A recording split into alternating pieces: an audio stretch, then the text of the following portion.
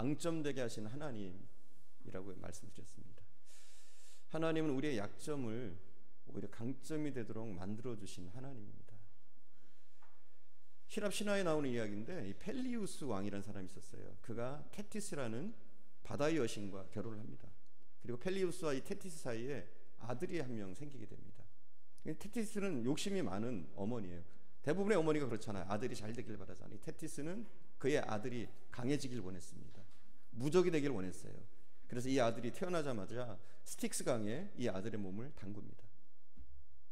스틱스 강에다가 그 몸을 담그면 몸이 마치 갑옷처럼 그렇게 강건해졌던 것 같아요. 그래서 이 어머니는 태어난 아들을 이 스틱스 강에다가 푹 담굽니다.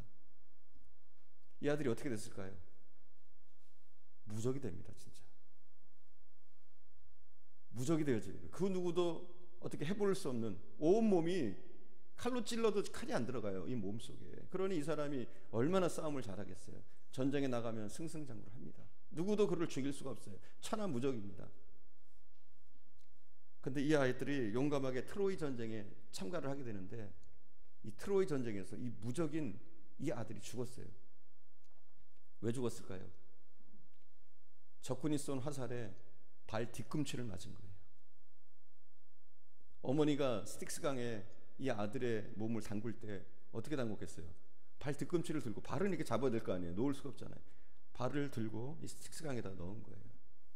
그러다 보니까 이 발꿈치만은 약했던 거예요. 다 무적인데 발꿈치만은 약했던 거예요. 그리고 이 아들은 그만 죽고 말았습니다. 이 아들의 이름이 무엇이냐? 아킬레우스입니다. 아킬레우스. 여러분, 우리가 아킬레스건이란 말 들어봤죠? 여기서 생긴 거예요. 아킬레우스. 누구나 치명적인 약점이 있다는 거예요. 무적처럼 보이지만, 대단해 보이지만, 완벽해 보이지만 누구에게나 약점은 있다는 거예요. 물론 그 약점이 아킬레우스처럼 치명적인 약점은 아닐 수 있어요. 하지만 사람은 누구나 약점이 있습니다. 이 땅에 아마도 약점이 없는 사람은 없을 거예요. 혹시 있어요, 여러분? 난 약점이 없다? 나는 정말 완벽한 사람이다? 그 약점 없는 게 약점이에요. 약점 없는 그 자체가 약점입니다, 사실은. 그러니까 약점이 없는 사람은 없다, 이렇게 보는 게 맞겠죠. 여러분이 볼 때 멀쩡해 보이는 사람도 약점이 있습니다. 약점이 없어 보이죠, 저? 약점 많습니다. 멀쩡해 보이는 사람도 다 약점이 있는 거예요. 대학 교수도, 심지어는 노벨상을 탄 문학가도, 과학자도 그들에게 다 약점이 있습니다. 근데 중요한 것은 무엇이냐면 이 약점을 어떻게 견뎌내느냐, 이거예요. 만약 이 약점을 제대로 견뎌내지 못한다면 실패한 인생이 될 테고, 이 약점의 문제를 잘 이겨낸다면 오히려 이 약점은 성공의 발판이 될 수도 있는 겁니다. 성경에 보니까 하나님이 쓰셨던 사람들은 완벽한 사람들이 아니었어요. 다 약점 있는 사람. 오히려 하나님은 그 약점 있는 사람들을 불러서 사용하시더란 말이죠. 우리는 비록 약점이 많지만 하나님이 쓰시면 강력해지는 줄 믿습니다. 하나님만 함께 하시면 우리가 약점을 이기고 극복하고 세상이 감당하지 못할 그런 한 사람 한 사람이 되어줄 줄 믿습니다. 하나님이 쓰셨던 인물들은 하나같이 약점투성이었습니다. 그리고 오늘 본문의 주인공 에웃, 이 사람도 치명적인 약점을 가지고 있던 사람이었습니다. 그러나 그 치명적인 약점을 가졌던 에웃을 하나님은 민족을 구원하는 구원자, 사사로 세우십니다. 15절 말씀해 보니까 에웃이란 사람을 소개하고 있어요. 그런데 에웃을 소개하는데 좀 특별한 방식으로 에웃을 소개하고 있습니다. 우리가 15절 함께 봉독해 볼까요? 15절 함께 봉독합니다. 순이 여호와께 부르짖음에 여호와께서 그들을 위하여 한 구원자를 세우셨으니 그는 곧 베냐민 사람 게라의 아들 왼손잡이 에웃이라. 이스라엘 자손이 그를 통하여 모압 왕 에글론에게 공물을 바칠 때에. 아멘. 이 에웃을 소개하는데 그냥 베냐민 자손 게라의 아들 에웃이라 이러면 될 거예요. 그렇죠? 보통 소개할 때 그런단 말이에요. 게라의 아들 에웃, 아니면 베냐민 자손 게라의 아들 에웃이다, 이렇게 하면 되는데 오늘 본문은 뭐라고 하고 있어요? 베냐민 자손 게라의 아들 왼손잡이 에웃, 이렇게 소개하고 있어요. 왼손잡이라는 데 방점을 두고 있는 거예요. 이게 중요하다는 거죠. 우리가 성경을 볼 때 여기에 유의하고 봐야 된다는 거예요. 이렇게 특별하게 사용되었을 때는.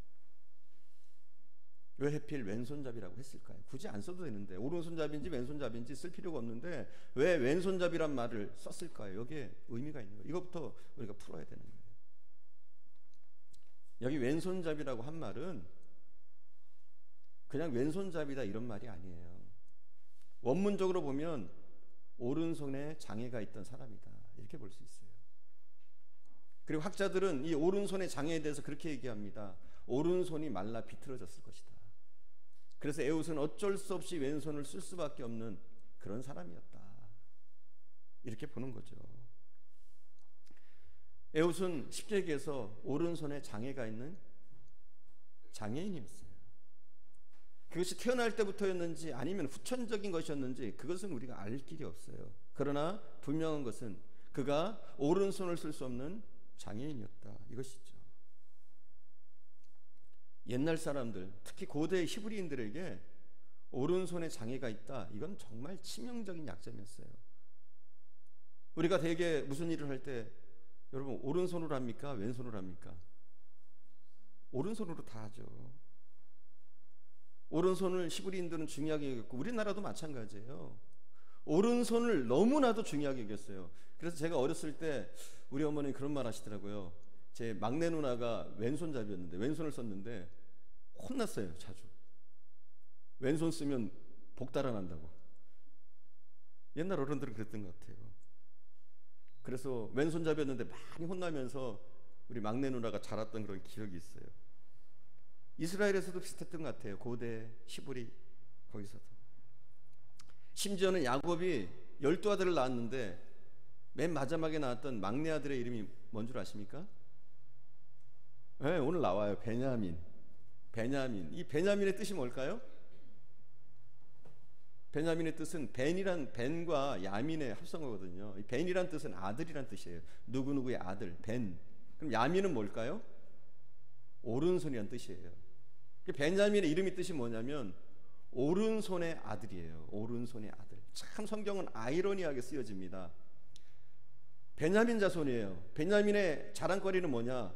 오른손잡이라는 거예요.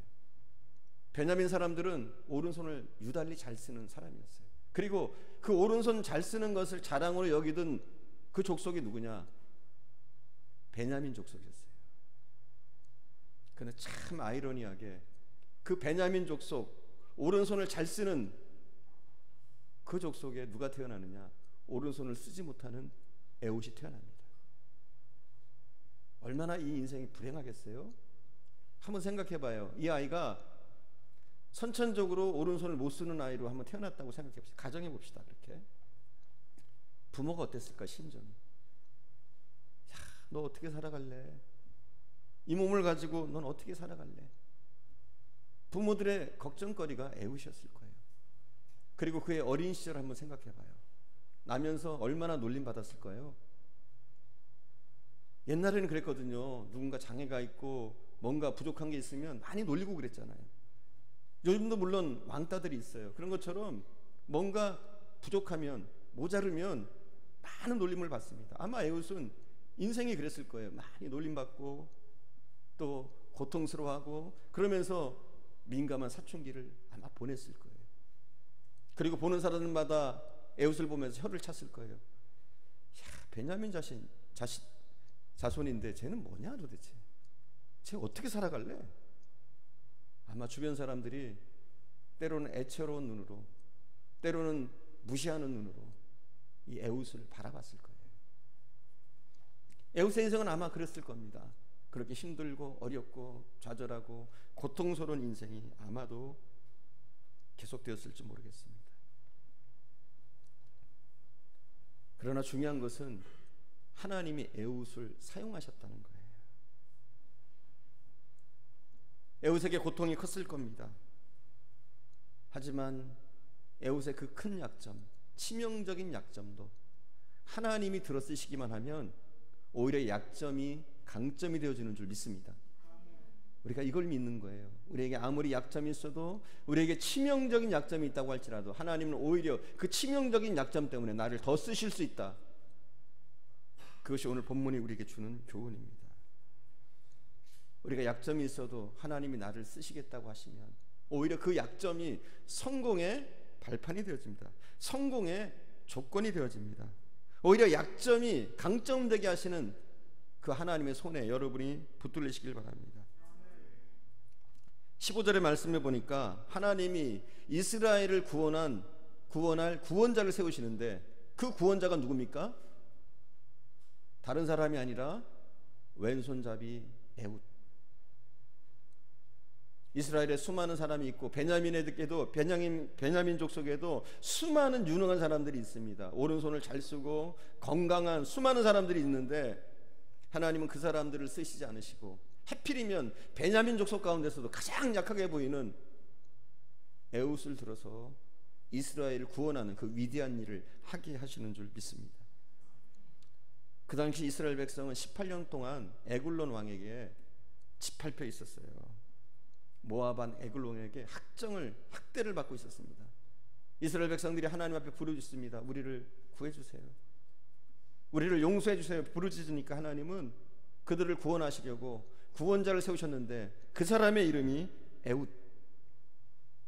그리고 에훗이 에글론을 죽이기 위해서, 모압 왕 에글론을 죽이기 위해서 나름대로 작전을 짭니다. 그리고 모압 왕에게 다가갑니다. 공물을 바칠 때 공물을 바치는 책임자로 그 공물을 가지고 모압 왕 에글론에게 갑니다. 그리고 공물을 다 바치고 난 다음에 그가 모압 왕 에글론에게 제안을 합니다. 제가 하나님께 들은 특별한 이야기가 있는데 왕에게만 좀 전하고 싶습니다. 근데 그 왕이 뭐라 그래요? 그래, 그럽니다. 사실은 이게 있을 수가 없는 일이에요. 마치 이것은 어떤 일이라면, 우리가 일제 36년 동안 우리가 일제의 압박을 받았잖아요. 그때 일본 황제에게 한국인 사람 가운데 안중근 의사 같은 사람이 찾아가서 저랑 좀 독대 좀 합시다 이러는 거예요. 누가 그렇게 해주겠어요?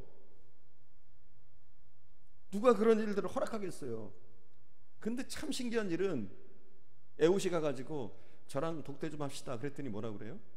그러자 그러는 거예요. 어떻게 이런 일이 있을 수 있을까요?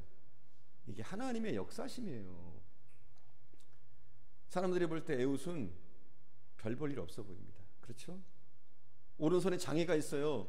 그러니까 누구나 그렇게 생각해요. 제가 뭘 하겠나? 그렇죠? 그러니까 경호원들도 안심한 거죠.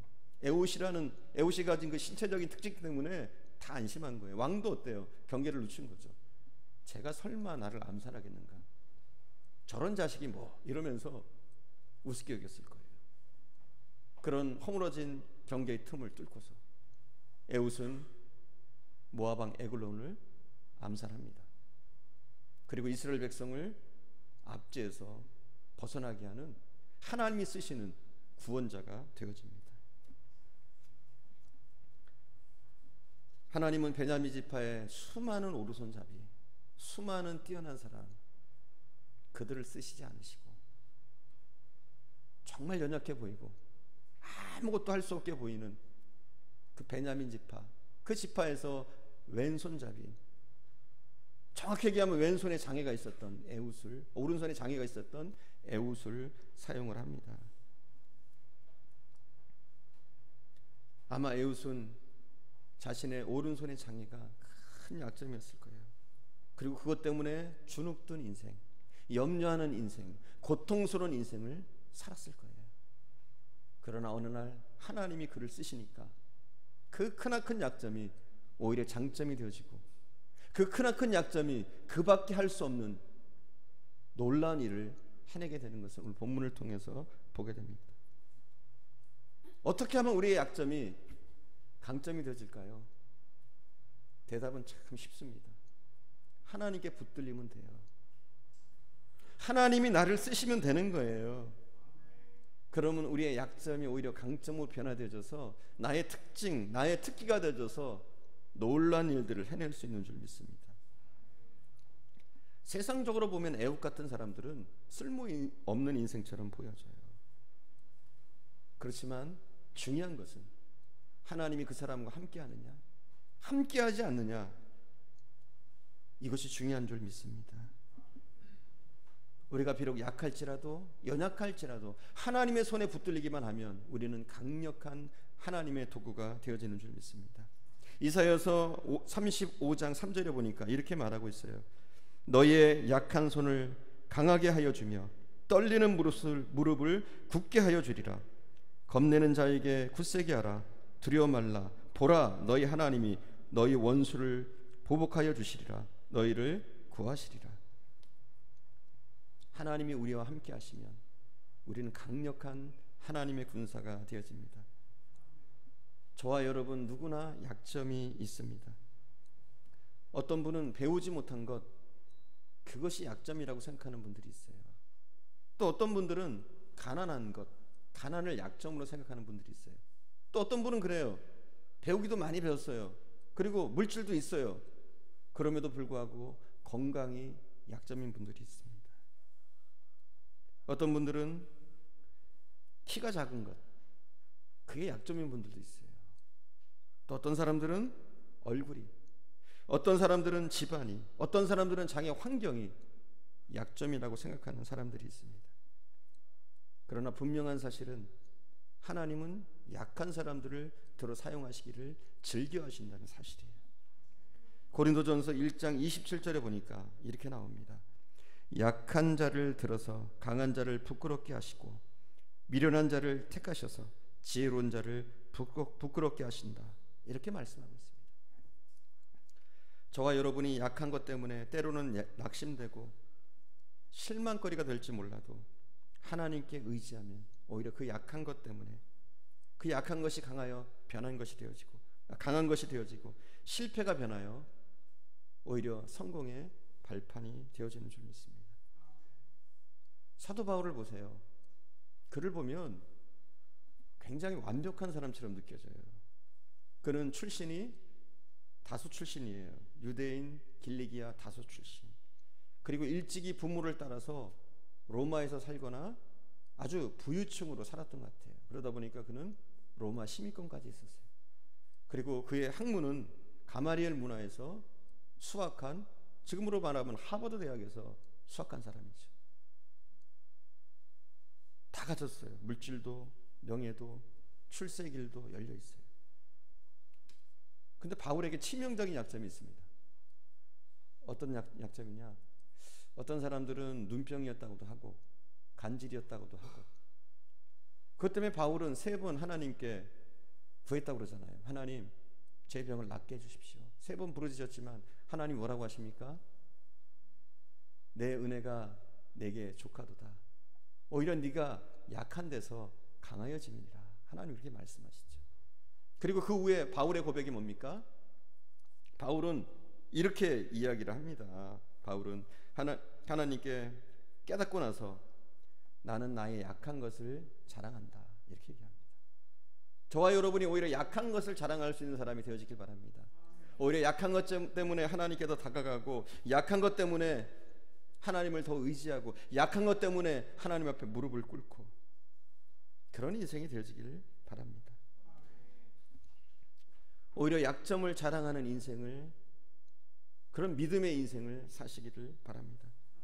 나는 약해도, 나는 부족해도 내가 하나님 앞에 붙들리기만 하면 멋진 인생, 화려한 인생을 살 수 있다. 이런 믿음을 여러분 가지시기를 바랍니다. 근데 세상을 주도했던 사람들 보면 다 여러 가지로 부족해 보이는 사람들이 이 세상도 주도했던 것을 보게 돼요.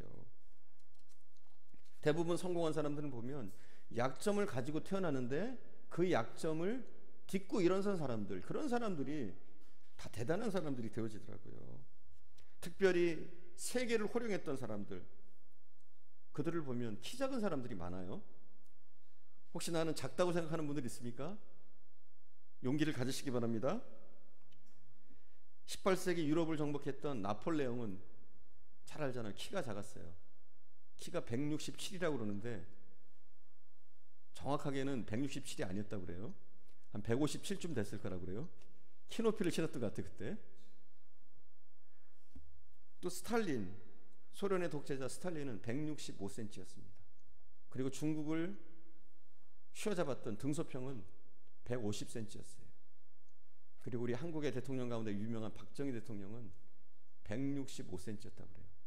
더 작았던 것 같아요 제가 볼 때 그보다. 그러니까 여러분, 키 작다고 주눅 들지 마십시오. 어떤 목사님이 설교 시간에 그런 얘기 하더라고요. 키 커서 쓸모 있는 것은 한두 가지밖에 없대요. 장롱 위에 있는 꿀단지를 꺼낼 때, 그리고 천정에 붙은 파리를 잡을 때, 그때만 필요하지 다른 때는 불편하다는 거예요. 여러분, 키 커서 좋을 거 별로 없습니다. 오히려 한국 속담에 작은 고추가 맵다 이런 속담들이 있어요. 신체적인 약점은 결코 우리의 인생을 결정할 수 있는 것들이 아닙니다. 오히려 우리의 믿음이 있느냐 없느냐, 하나님을 붙잡느냐 붙잡지 않느냐, 여기에 우리의 승부는 갈리는 줄 믿습니다. 세상을 움직였던 수많은 영웅들 약점투성이었습니다. 달변가로 유명했던 영국의 수상 처칠은요, 그가 달변가였는데 원래는 어릴 때 언어장애가 있었대요. 그러니까 말을 못하는 거죠. 언어장애. 근데 그 사람이 후에 어떻게 됩니까? 그 유명한 말을 잘한다는 달변가로. 마하트마 간디라는 사람 아시죠? 마하트마 간디는 대인공포증이 있었대요. 근데 그 공포증을 이겨내고 수많은 사람 앞에서, 청중 앞에서 휘어잡는, 설교까지는 아니지만 연설을 하잖아요. 많은 사람들을 압도해내잖아요. 로즈베트 대통령은 저른발이었습니다. 정확히 얘기하면 소아마비였습니다. 그러나 미국이 가장 존경하는 대통령 가운데 한 사람입니다. D.L. 무디라는 위대한 전도자가 있어요. 이 D.L. 무디는 여러분이 잘 아는 것처럼 미국인인데 영문법을 몰랐어요. 그러나 그의 설교는 많은 사람들을 감동시켰습니다. 하나님이 붙잡으시면 오히려 그 약점이 승화돼서 강점이 되어지고, 하나님 그것을 통해서 우리를 더 크게 쓰시는 줄 믿습니다. 왜냐하면 그런 사람들이 하나님이 살아계시는구나, 그걸 느끼게 되거든요. 링컨은 190cm가 넘는 꺽다리였다고 그래요. 거기다 잘생겼으면 모르는데 너무 강팍하게 생겼대요. 그래서 그 얼굴 가지고는 대통령이 될 수 없었대요. 그래서 어느 한 소녀의 충고로 그렛나루를 기르게 됐다고 그러죠. 여러분 다 아는 사실입니다. 그렇게 세상을 이끌었던 위대한 사람들을 보면 치명적인 약점들이 있었더라고요. 그리고 성경을 보십시오. 하나님이 쓰셨던 사람들 다 약점이 있습니다. 아브라함을 보세요. 얼마나 심약한 사람입니까? 그러니까 자기 아내를 누이라고 2번씩이나 속이잖아요. 그리고 하마터면 아내를 빼앗길 뻔했지만 하나님이 도우셔서 안전해진 거 아닙니까? 그러나 중요한 사실은 그렇게 연약해 보이는 아브라함을 하나님이 쓰셨다는 사실입니다. 믿음의 조상으로, 복의 근원으로 그를 삼아주셨다는 사실입니다. 모세는 그가 고백합니다. 나는 입이 뻣뻣한 사람이다, 혀가 둔한 사람이다, 이렇게 고백을 합니다. 그 말을 해석하면 이 모세에게 언어 장애가 있었다, 이렇게 보는 학자들도 있어요. 그렇지만 하나님은 그 모세를 들어서 이스라엘 구원하는 구원자로 세우셨습니다. 베드로를 보십시오. 베드로는 제가 볼 때는 하나님이면 저 사람 쓰겠나 싶을 만큼 사람이 다혈질이에요. 그렇죠? 성질나면 사람의 귀를 잘라버리는 다혈질이에요, 굉장히. 그리고 거기다가 어떠냐면 기회주의자예요. 어떤 때는 말을 참 잘하다가도 어떤 때는 몰래 뒤에 도망쳐버리고 뭐 이런 사람. 이런 성격의 소유자를 하나님 쓰시겠나 하는데, 하나님은 베드로를 12제자 가운데서도 가장 강력하게 사용하신 것을 보게 됩니다. 오히려 약점은 기회가 되어줄 수 있습니다. 우리의 약점은 하나님이 우리를 강건하게 붙잡아 주실 오히려 기회가 되어집니다. 약점 때문에 하나님을 더 의지한다면, 약점 때문에 더 겸손해진다면, 약점 때문에 하나님 앞에 나와 더 기도한다면, 오히려 그 약점 때문에 하나님은 나를 더욱더 강력하게 써주시는 줄 믿습니다. 그래서 약점은 실패가 아니라 오히려 성공의 기회입니다. 여러분, 환경의 약점을 가지고 있습니까? 근데 오히려 이 어려운 환경은 나를 강력하게 만드는 도구가 되어집니다. 집안 배경이 좋지 않다고 실망하고 사시는 분들이 있습니까? 오히려 환경의 약점, 집안의 약점을 극복한 사람들이 큰 일들을 해내더라고요. 제가 예화들 게 굉장히 많은데 시간 관계상 제가 예화를 안 듭니다. 하지만 정말 환경적인 집안적인 약점을 가졌어도 이걸 겪고 나니까 엄청난 인물들이 되더란 말이죠. 짧게 한번 얘기해 볼까요? 오프라 윈프리라는 사람이 있어요. 굉장히 유명합니다. 미국인들이 가장 존경하는 여성 가운데 한 사람이 오프라 윈프리예요. 이 사람이 오프라 윈프리 쇼에 사람들은 한번 참석하려고 소원을 가지고 계속 전화를 하고 엽서를 씁니다. 그리고 오프라 윈프리 쇼에 한번 나가면 그 사람은 일이야 그 동네 스타, 그리고 그 인생의 가장 중요한 일로 여길 만큼 유명한 쇼 호스트입니다. 그리고 어마어마한 재산가예요. 수천억의 재산을 가지고 있습니다. 근데 그의 어린 시절은 너무나 비참했어요. 그는 부모가 없어요. 그리고 다른 사람들의 손에, 부모가 있지만 부모가 그를 기르지 않았어요. 그래서 삼촌의 손에서 길러졌습니다. 어린 시절을 학대 그리고 강간을 당했어요. 아주 어린 시절부터. 그래서 13살에 아이를 임신합니다. 그리고 낙태를 경험합니다. 또 오프라 윈프리는 흑인이에요. 거기다가 매끈한 흑인이 아니라 뚱뚱해요. 100kg가 넘는 거구입니다.